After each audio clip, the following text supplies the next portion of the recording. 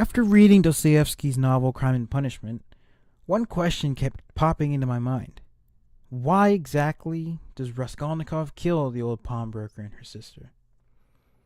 In the beginning, he justifies the murder by telling himself that he needs the pawnbroker's money, being a poor college dropout.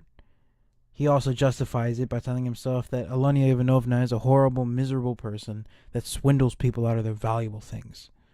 While both these reasons are true, he doesn't need the money, and Alonia Ivanovna isn't the nicest person around, this justification is just quickly disproved.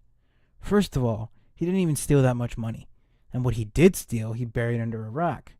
Second, though she's a bad person, Alonia Ivanovna's life still had meaning. Raskolnikov knows this because every time the murders are mentioned, he gets sick to his stomach and faints a couple of times. Third, he dismissed the whole thing when he confessed to Sonia. Now, the most widely accepted reason as to why Raskolnikov killed the pawnbroker and her sister is his theory of extraordinary men. Later in the novel, Raskolnikov shows Porfiry Petrovich an article that he wrote in which he says that all people are divided into ordinary or extraordinary. According to his article, Raskolnikov believed that extraordinary people have the ability to disobey the law without any guilt or second guessing. Thus, Raskolnikov decided to test if he was an extraordinary man by committing the murders. Now, he explains this as his motive when he confessed this to Sonia. And because of that, a lot of people who read Crime and Punishment accept this explanation as his true motive. Now, I don't want to argue this explanation. Rather, I want to add to it. I believe that the reason Raskolnikov killed was because he was in a state of depression. I mean, think about it. He's a college dropout, living in a hole in the wall.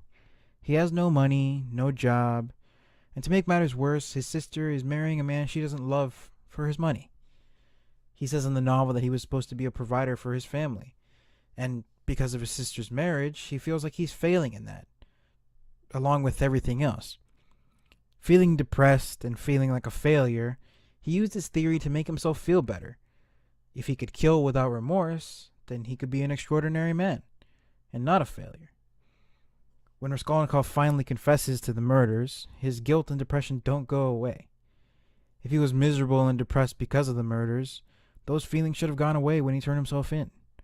However, in the epilogue, we learn that he's reverted back to his depression. It's only when he accepts Sonia's love and lets go of his need for control that he starts to feel better.